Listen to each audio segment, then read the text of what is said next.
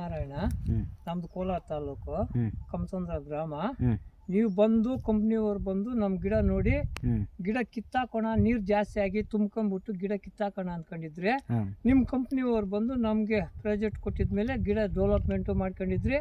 ಮುನ್ಸ್ಗೂ ಬರ್ತಾ ಇದೆ, ಚೆನ್ನಾಗಿ ಡೆವಲಪ್ಮೆಂಟ್ ಆಗ್ತಾ ಇದೆ. ಇದರಿಂದ ಒಳ್ಳೆ ಉಪಕಾರ ಐತೆ.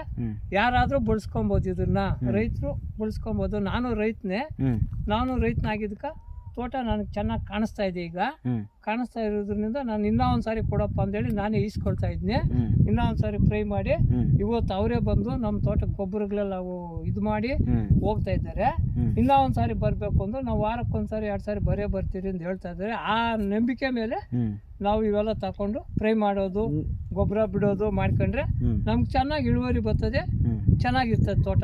ನಾವು ಬರಕ್ ಮುಂಚೆ ಗಿಡ ಹೆಂಗಿತ್ತು? ಇಲ್ಲ, ನೀವು ಬರಕ್ ಮುಂಚೆ ಗಿಡ ನಾನು ಹೇಳ್ದಲ್ಲ, ನೀನು ದಾರಿಯಲ್ಲಿ ಕೇಳಿದಾಗ ಇಲ್ಲಪ್ಪ ಕಿತ್ತಾಕ್ತೀನಿ ಬಿಡಪ್ಪ ಅಂದಲ್ಲ. ಇಲ್ಲ, ನಾನು ನೋಡೋಣ ನಡಿ ತೋಟ ಅಂತ ಕರ್ಕೊಂಬಂದಿಲ್ಲ. ಆಮೇಲೆ ನಿಮ್ಮ ಕಂಪ್ನಿಯವ್ರಿಗೆ ಫೋನ್ ಮಾಡಿ ಕರ್ಸಿದಲ್ಲ, ಕರ್ಸಿದಕ್ಕೋಸ್ಕರಾಗಿ ಅವ್ರು ನೋಡಿ ಒಂದ್ಸಾರಿ ಬಿಡಪ್ಪ ಅಂತ ಹೇಳಿದ್ದ ಅಂದ್ರು. ಅಲ್ಲಿಗೂ ನಂಗೆ ನಂಬಿಕೆ ಇಲ್ಲ, ಏನಕ್ಕೆ ಸುಮ್ಮನೆ ಬಿಡೋದು ಅಂದು.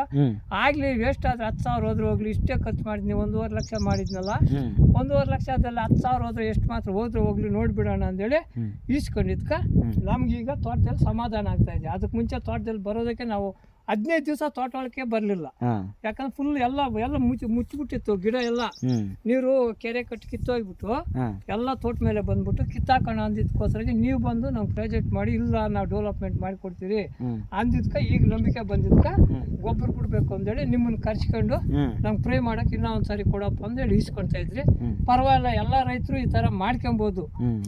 ಕಾಸು ಮುಖ್ಯ ನೋಡ್ಬಾರ್ದು, ನಮ್ಗೆ ಬೆಳೆ ಮುಖ್ಯ, ರೇಟ್ ಬಗ್ಗೆ ಬೇಡ. ನಮ್ಗೆ ತೋಟ ಹತ್ರ ಯಾರನ್ನ ರೈತರು ಬಂದ್ರೆ ಏನಪ್ಪ ಹೊಡೆದೆ, ಹೆಂಗೆ ಮಾಡಿದಪ್ಪ ಏನು ಅಂತ ಕೇಳಿದ್ರೆ ಸಾಕು, ನಮ್ಗೆ ಅಷ್ಟು ಮಾತ್ರ ನಡ್ಕೊಂಡ್ರೆ ಸಾಕು. ನಿಮ್ಮ ಕಂಪ್ನಿಯಿಂದ ಪರವಾಗಿಲ್ಲ, ನಮ್ಗೆ ಉಳಿತಾಯ ಆಗ್ತದೆ. ಆರ್ಗ್ಯಾನಿಕ್ ಕೆಮಿಕಲ್ಗೆ ಇರೋ ವ್ಯತ್ಯಾಸ ಅಣ್ಣ?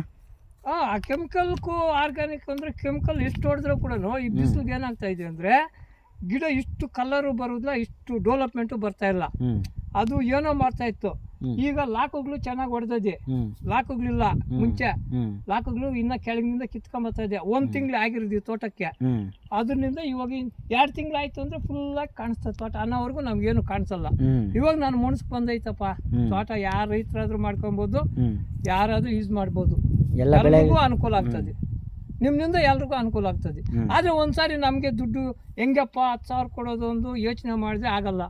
ನಾನು ಬೇಡ ಅನ್ನೋನು ಆಗ್ಲಿ ನೋಡ್ಬಿಡೋಣ, ಇಷ್ಟೇ ಖರ್ಚು ಮಾಡಿದ್ರಿ, ಇನ್ನು 10,000 ಏನಾಗ್ಬಿಟ್ಟು ಅಂತ ಈಸ್ಕೊಂಡಿದ್ದಕ್ಕೆ ಇವಾಗ ಅದಕ್ಕೆ ಇನ್ನೂ ಒಂದ್ಸಾರಿ ಕೊಡಪ್ಪ ಫ್ರೈ ಮಾಡಕ್ಕಂದು ಕೊಟ್ಬಿಟ್ಟು ಹೋಗಪ್ಪ ಅಂತ ಹೇಳಿದ್ದು.